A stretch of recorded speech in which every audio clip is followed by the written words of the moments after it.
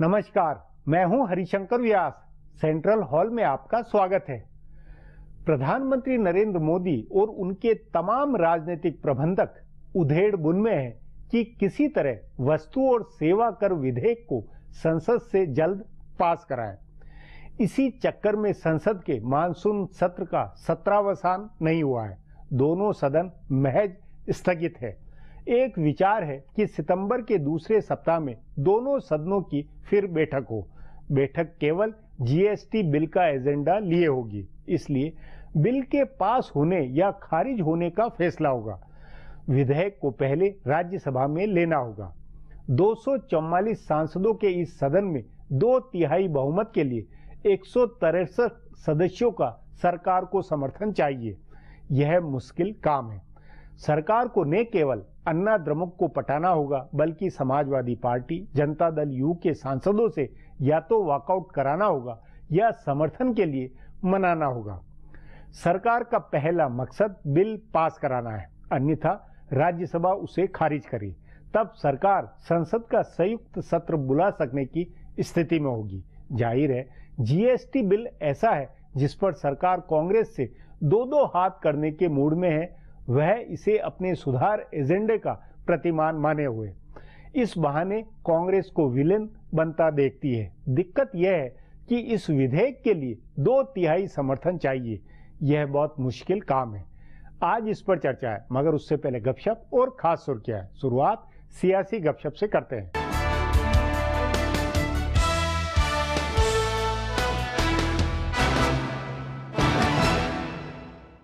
पूर्व प्रधानमंत्री मनमोहन सिंह की मुश्किलें बढ़ने वाली हैं। कोयला घोटाले के बाद कॉमनवेल्थ घोटाले में भी उनका दफ्तर निशाने पे आ रहा है। 26 अगस्त को संसद की लोक लेखा समिति में कॉमनवेल्थ का मुद्दा उठेगा। सीएजी ने अपनी रिपोर्ट में साफ तौर पर मनमोहन सिंह के प्रधानमंत्री रहते उनके कार्यालय के दखल का जिक्र किया है। सीएजी ने कहा है कि यूपीए सरकार के 2 खेल मंत्रियों सुनील दत्त और मणिशंकर अय्यर ने सुरेश कलमाड़ी को खेल आयोजन का जिम्मा दिए जाने का विरोध किया था। इसके बावजूद प्रधानमंत्री कार्यालय ने दखल देकर कलमाड़ी को आयोजन की कमान दिलाई। 26 अगस्त की मीटिंग में भाजपा के सांसद इसे बड़ा मुद्दा बनाएंगे। दूसरी मुश्किल कोयला मामले की है। झारखंड के पूर्व मुख्यमंत्री मधु कोड़ा ने मनमोहन सिंह की जवाबदेही तय करने की बात कही है। उन्होंने सीबीआई की विशेष अदालत में आवेदन देकर मनमोहन सिंह को आरोपी बनाने की मांग की है। उनका कहना है कि कोयला ब्लॉक आवंटन में मुख्यमंत्री का काम सिर्फ सिफारिश करना है और अंतिम मंजूरी केंद्रीय कोयला मंत्रालय ही देता है। कोड़ा का सिफारिश पर जो कोयला ब्लॉक आवंटित हुआ है, उसकी मंजूरी बतौर प्रभारी कोयला मंत्री मनमोहन सिंह ने दी थी। अदालत में आवेदन देकर उनको आरोपी बनाने की मांग करने के बाद कोड़ा इसे राजनीतिक मुद्दा भी बनाने की तैयारी कर रहे हैं। वे चाहते हैं कि उस समय दूसरे राज्यों के मुख्यमंत्रियों की सिफारिशों और उस आधार पर हुए आवंटनों की भी जाँच हो।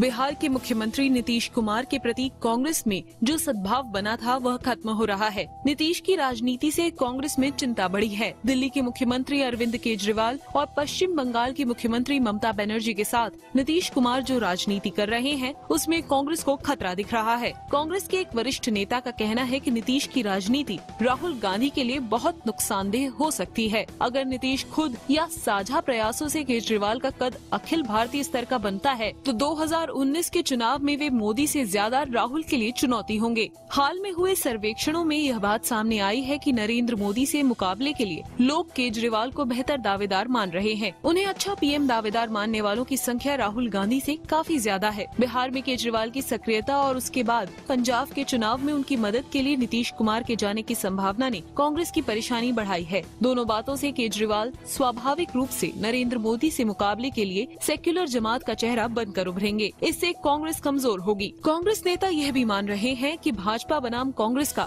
सीधा मुकाबला बनने से रोकने के लिए ही तीसरे या संघीय मोर्चे की यह पहल हो रही है। इससे 1996 जैसे हालात बन सकते हैं।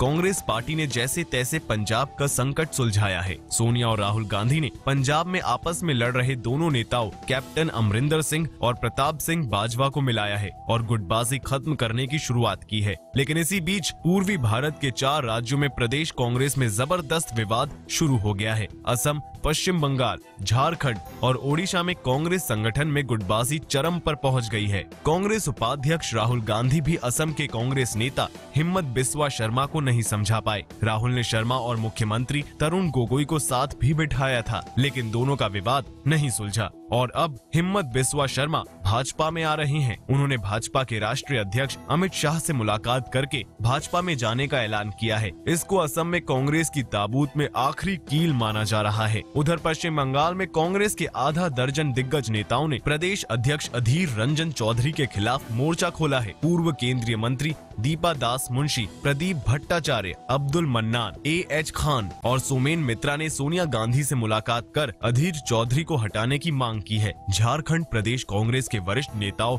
फुरकान अंसारी, आलमगीर आलम, प्रदीप बालमुची आदि प्रदेश अध्यक्ष सुखदेव भगत को हटाने के लिए दिल्ली में जबरदस्त अभियान चलाया है। इस बीच ओडिशा कांग्रेस के वरिष्ठ नेता और विधानसभा में पार्टी के मुख्य सचेतक तारा प्रसाद बाहिनीपति ने पार्टी छोड़ने के संकेत दिए हैं। अब आज की सुर्खियां ये लीक से कुछ हटकर है और इनसे देश की दशा दिशा को बूझ सकेंगे।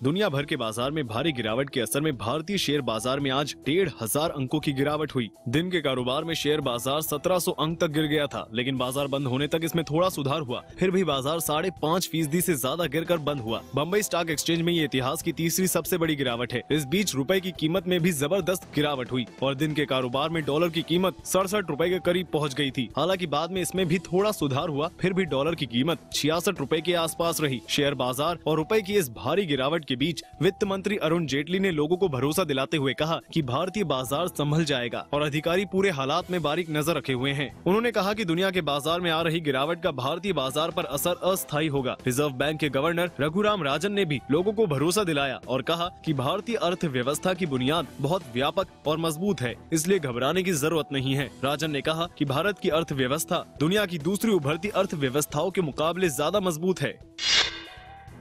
प्रधानमंत्री नरेंद्र मोदी ने कहा है कि पूर्वोत्तर में शांति बहाल करने में सभी सरकारों ने अहम भूमिका निभाई है। उन्होंने नगा संकट हल करने के लिए NSCN-IM के साथ हुई वार्ता को सफल करार देते हुए कहा कि इससे नए सफर की शुरुआत हुई है। प्रधानमंत्री ने कहा कि एक के बाद एक आई सरकारों ने इस क्षेत्र में शांति बहाल करने के लिए प्रयास किए और उसमें भूमिका निभाई। उन्होंने कहा कि इस इलाके में शांति बहाली का श्रेय किसी एक सरकार को नहीं दिया जा सकता और किसी एक सरकार को श्रेय लेना भी नहीं चाहिए। उन्होंने नागालैंड की एक स्वतंत्रता सेनानी के सम्मान में आयोजित समारोह में कहा कि शांति बहाली का श्रेय सबको जाता है।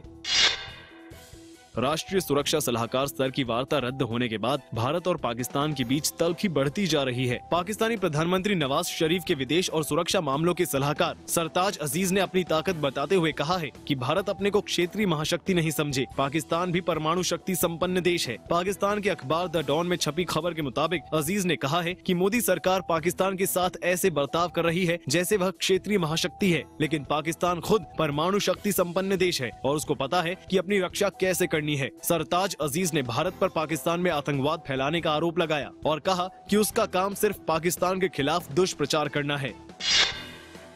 बिहार में सीटों के बंटवारे से पहले एनडीए में शामिल दो पार्टियों ने तेवर दिखाए हैं। रामविलास पासवान की लोक जनशक्ति पार्टी और उपेंद्र कुशवाहा की राष्ट्रीय लोक समता पार्टी ने पटना में साझा प्रेस कॉन्फ्रेंस करके कहा है कि भाजपा को सीटों का बंटवारा जल्दी करना चाहिए। दोनों पार्टियों ने भाजपा को 1 हफ्ते का समय दिया है। दोनों पार्टियों के नेताओं ने कहा है कि लगातार एक दूसरे से लड़ने वाले लालू प्रसाद और नीतीश कुमार एक हो गए हैं, लेकिन एनडीए में अभी तक असमंजस की स्थिति बनी हुई है। रालोसपा के प्रदेश अध्यक्ष अरुण कुमार और लोजपा के प्रदेश अध्यक्ष पशुपति कुमार पारस ने साझा प्रेस कॉन्फ्रेंस में कहा कि एनडीए का कार्यालय खुल गया है, लेकिन एक बार भी इसकी बैठक नहीं हुई है। दोनों नेताओं ने अब की बार भाजपा सरकार के नारे का भी विरोध किया और कहा कि अब की बार एनडीए सरकार का नारा दिया जाना चाहिए। दोनों नेताओं ने कहा कि भाजपा बड़ी पार्टी है और उसे घटक दलों की बैठक जल्दी बुलाकर फैसला करना चाहिए। फिलहाल अब एक ब्रेक है, फिर खुलासा होगा।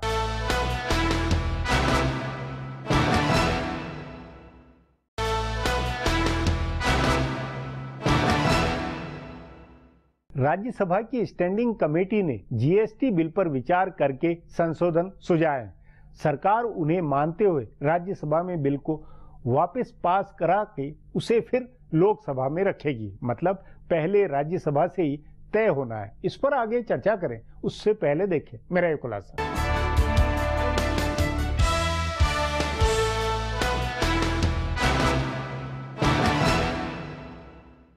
वस्तु और सेवा कर यानी जीएसटी का मामला कांग्रेस और भाजपा के बीच राजनीतिक टकराव का मुद्दा बन गया है। यह विशुद्ध रूप से आर्थिक सुधार का एजेंडा है, लेकिन इस पर राज्यों और केंद्रों की ऐसी राजनीति हुई है कि यह राजनीतिक मुद्दा बन गया है। पहले गुजरात का मुख्यमंत्री रहते नरेंद्र मोदी और तमिलनाडु की मुख्यमंत्री जयललिता ने इस बिल को रुकवाए रखा। जब मोटे तौर पर राज्यों के बीच सहमति बनाकर सरकार इसे पास कराने के मुकाम पर पहुंची, तो कांग्रेस के साथ राजनीतिक टकराव इतना बढ़ गया कि कांग्रेस अपने ही बनवाए इस बिल के खिलाफ कमर कसकर खड़ी हो गई है। दूसरी ओर सरकार इसे आर्थिक सुधार का अहम कदम मान रही है और 1 अप्रैल 2016 से इसे लागू करने का संकल्प किया है। अगर सरकार को इसे अगले वित्त वर्ष में लागू करना है तो हर हाल में अगले महीने तक इसे संसद से पास कराना होगा। चूँकि यह संविधान संशोधन बिल है, इसलिए इस पर आधे राज्यों के विधानमंडलों की सहमति भी चाहिए होगी। इसलिए अगले महीने तक पास कराकर इसे राज्यों के पास मंजूरी के लिए भेजना होगा। अगर बिल शीतकालीन सत्र तक टलता है तो फिर इसे राज्यों की मंजूरी लेकर 1 अप्रैल से लागू करना संभव नहीं हो पाएगा। तब यह 1 साल के लिए टल जाएगा। इसलिए सरकार ने मॉनसून सत्र का सत्रावसान नहीं किया है। दोनों सदनों को अनिश्चित काल के लिए स्थगित किया गया है। सरकार कांग्रेस और दूसरी विपक्षी पार्टियों से बात करके सहमति बनाने की कोशिश कर रही है ताकि विशेष सत्र बुलाकर इस बिल को पास कराया जा सके, लेकिन कांग्रेस भी इसे प्रतिष्ठा का सवाल बना रही है। राज्यसभा की प्रवर समिति की रिपोर्ट आने के बाद सरकार ने इसे राज्यसभा में पेश करने की तैयारी की थी और इस पर चर्चा के लिए समय भी तय किया था, लेकिन कांग्रेस के हंगामे की वजह से सरकार इसे नहीं पेश कर पाई। संसद के मॉनसून सत्र में कांग्रेस इसलिए हंगामा कर रही थी क्योंकि उसने ललित मोदी और व्यापम मामले पर संसद नहीं चलने देने का एक सैद्धांतिक स्टैंड लिया था, लेकिन विशेष सत्र सिर्फ जीएसटी के एजेंडे वाला होगा, इसलिए कांग्रेस को कायदे से आपत्ति नहीं होनी चाहिए। लेकिन उसने 3 बिंदुओं पर बिल का विरोध किया है। कांग्रेस 3 संशोधन चाहती है, लेकिन सरकार इसके लिए तैयार नहीं है, सो बिल के गुणदोष को लेकर गतिरोध जारी है। कांग्रेस और लेफ्ट को छोड़कर बाकी लगभग सभी पार्टियां बिल का समर्थन कर रही हैं। बिल के मौजूदा स्वरूप के मुताबिक जिन राज्यों में निर्माण गतिविधियां ज्यादा होती हैं, उन राज्यों को इस बिल से ज्यादा फायदा नहीं होने वाला है। इसलिए महाराष्ट्र और तमिलनाडु ने इसका विरोध किया था, पर अब चूँकि महाराष्ट्र में भाजपा की सरकार है और तमिलनाडु की मुख्यमंत्री जयललिता के साथ भी सरकार का सद्भाव बना हुआ है, इसलिए दोनों राज्य विरोध नहीं करेंगे। विरोधी पार्टियों में जदयू, तृणमूल, बीजेपी आदि बिल का समर्थन कर रहे हैं, सो सरकार के लिए राज्यसभा में 2/3 बहुमत जुटाना मुश्किल नहीं होगा। लेकिन कांग्रेस ने अगर सदन में व्यवस्था नहीं बनने दी तो इस बिल को पेश करके इस पर चर्चा कराना मुश्किल होगा। सदन के सभापति पहले ही साफ कर चुके हैं कि यह संविधान संशोधन का बिल है, इसलिए सदन में व्यवस्था जरूरी है। अब एक ब्रेक है, उसके बाद संसद की विशेष बैठक की संभावना पर चर्चा करेंगे।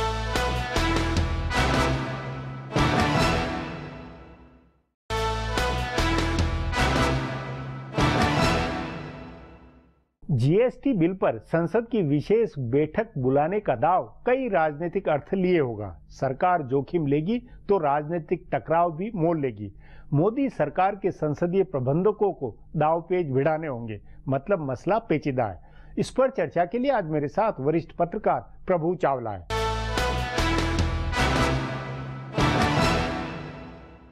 प्रभु जी, सरकार जीएसटी के बिल के ऊपर संसद की विशेष बैठक बुलाकर उसे पास करने के राजनीतिक प्रबंध में जुटी हुई है। क्या ये सचमुच में ऐसा है? कोई क्या खबर है आपकी? वही मैं कई महीनों से सुन रहा हूँ ये बात कि जीएसटी आज पास हो जाएगा, कल हो जाएगा, ये पार्टी मिल गई, दूसरी पार्टी मिल गई। तो पत्रकारिता का और मीडिया का मैनेजमेंट तो अच्छा है जी, परंतु वास्तविकता कुछ और है जी। स्पेशल सेशन बुलाया जाए क्योंकि 2016 से अगर लागू करना है तो सितंबर से पहले पास करना पड़ेगा इसको, कि उसके बाद असेंबली से पास करना है, वो सारे रूल बनने हैं। मेरे को लगता नहीं है कि कोई ऐसी नई बात हुई है जिसकी वजह से सरकार आश्वस्त हो कि उसको राज्यसभा के अंदर 2/3 मत मिल जाएगा। मतलब मेजोरिटी हो सकती है बना ले हम अपनी, पर इसको पास करने के लिए 2/3 मत चाहिए। 2/3 मत बनाने के लिए कई सारी पार्टियां, CPM, CPI, TMC, AIDMK, सारी पार्टियां जब तक नहीं मिलेंगी तब तक हो नहीं सकती। तकनीकी पेच ये भी कि अगर राज्यसभा उसको खारिज कर दे, सवाल ये है कि राज्यसभा क्यों खारिज करे, कांग्रेस क्यों खारिज होने देगी?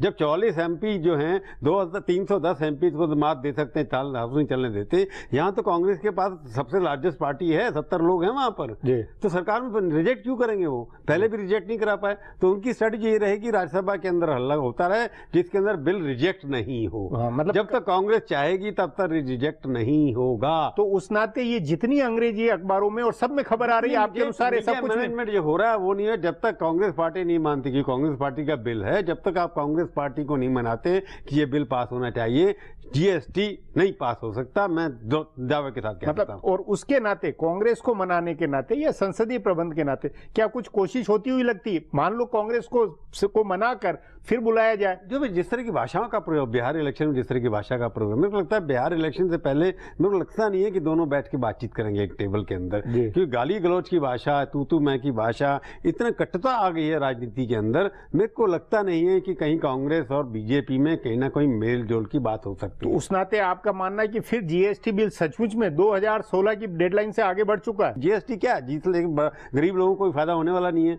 किसको टैक्स देना है कि नहीं। ऐसे लोग जो है जीएसटी, हिंदुस्तान की 70% पॉपुलेशन है जो किसी को इसी प्रकार का टैक्स नहीं देती, उनके पैसे नहीं टैक्स करा देंगे। तो जीएसटी केवल बड़े लोग धन्नाढ़ सेठों के लिए है या ब्यूरोक्रेट के लिए, इकोनॉमी के रिफॉर्म के लिए, सुधार के लिए, मैसेज देने के लिए। मैं इकोनॉमिक्स का प्राध्यापक भी रहा, इकोनॉमिक्स पढ़ी भी है मैंने।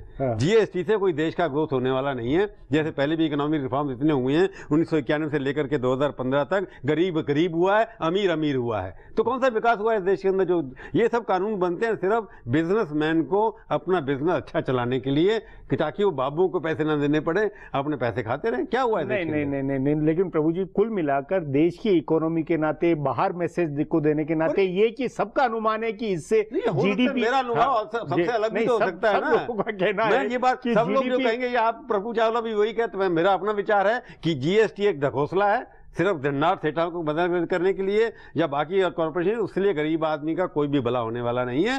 ये जरूर है करप्शन सिस्टम के अंदर कम हो जाएगी, इस बात को मैं मानता हूँ। जीएसटी अगर आएगा तो हर स्टेट के अंदर जो सेल टैक्स के मामले में इंस्पेक्टर चलता है वो कम होगा। अगर जीएसटी अच्छा होगा तो देश के लिए एक सुविधा होगी, ये मान सकता हूं। तो उससे कि देश की बहुत बड़ी तरक्की हो जाएगी। जीएसटी के ऊपर आप देश की राजनीति को सत्यानाश कर दें, आप कन्फ्रंटेशन के मामले में चलें। जीएसटी और पार्लियामेंट के चलाने में अगर मेरे को किसी एक को चुनना होगा, देश की पार्लियामेंट को चलाना ज्यादा इंपॉर्टेंट है बजाय जीएसटी। तो उस नाते बुनियादी मुद्दा तो फिर वही आ जाता है कि भाई संसद को चलाने के मकसद से या संसद में मैनेजमेंट के मकसद से भी तो सरकार की प्रायोरिटी बनी हुई है। एक तरह सरकार की प्रायोरिटी गलत हो तो इसका अपोजिशन का काम था ना, उसको पास कराए। अपोजिशन को भी तो वोट लेने ना। आपको क्या लगता है कांग्रेस पार्टी जीएसटी का विरोध करके हारने के लिए कर रही है क्या? उनको लगता है हम जीत जाएंगे। लैंड बिल पे क्यों नहीं आते दोबारा? लैंड बिल भी इसलिए पास किया जा रहा था कि जब ये जीएसटी बिल जो है, जो बीजेपी ने पास कराया था, उसी बिल को पास क्यों नहीं करते दोबारा से? क्या परिवर्तन कर दिया उन्होंने? सवाल ये है कि जो जीएसटी बिल कांग्रेस ने पास कराया 9 साल, उसको पास नहीं होने दिया बीजेपी ने, उसी बिल को आप दोबारा से इंप्लीमेंट क्यों नहीं कर देते? उसमें क्या परेशानी है आपको? ऐसा कौन सा आपने काम किया जिसकी वजह से इनको विरोध करना पड़ रहा है? जो कॉन्सेंसस से जिस लोकसभा और राज्यसभा ने 2014 में पास किया, उस बिल को एनडीए सरकार मानती क्यों नहीं है? इसलिए एनडीए सरकार की जिद के कारण ही दोनों में झगड़ा हो रहा है। परंतु मेरे को लगता है जो बिल पास पहले हुआ था उसी के ऊपर बातचीत कांग्रेस से करें, हो सकता है कांग्रेस मान भी जाए।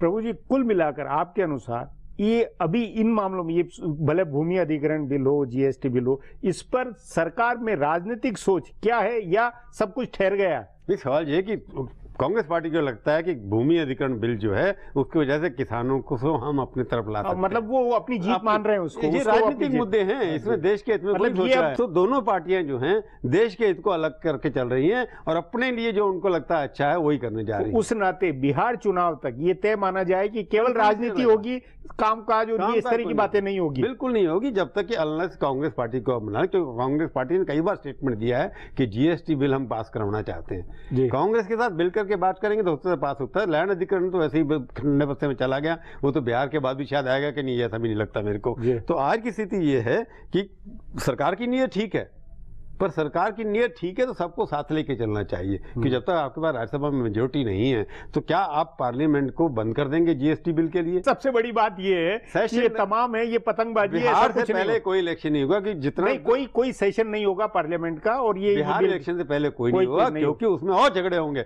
दिखाने के लिए कि हम जनता के साथ हैं। जी प्रभु जी, बातचीत को यहीं समाप्त करेंगे। प्रोग्राम में आने के लिए बहुत बहुत धन्यवाद। हमारा प्रोग्राम अब यहीं खत्म होता है। आग्रह है कि प्रोग्राम पर अपनी राय hsvyas@nayaindia.com पर ईमेल करके बताएं या hsvyas@ट्विटर पर जाहिर करें। सो कल फिर मिलेंगे इसी चैनल पर इसी समय।